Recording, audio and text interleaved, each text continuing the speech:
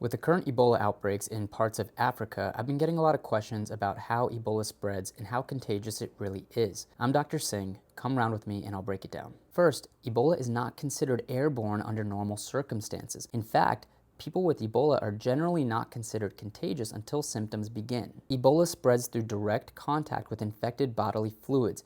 That includes blood, vomit, diarrhea, saliva, urine, breast milk, and other secretions. The highest risk situations are people caring for sick family members, healthcare exposure without proper protective equipment, and handling the body of someone who has died from Ebola. And that's important because people who die from Ebola remain highly infectious after death due to extremely high viral loads throughout the body. And the virus can even survive on contaminated surface for hours to days, depending on environmental conditions. That means that if infected bodily fluids contaminate a surface, then that surface can potentially transmit the infection until it is properly disinfected. Now here's where things get really interesting. When talking about how contagious a disease is, we often use something called R0. R0 represents the average number of people that one infected person is expected to infect in a susceptible population. The higher the R0, the more contagious the disease. For example, measles has an R0 of up to 18, making it one of the most contagious diseases known. This means that one person with measles could potentially affect a room full of people,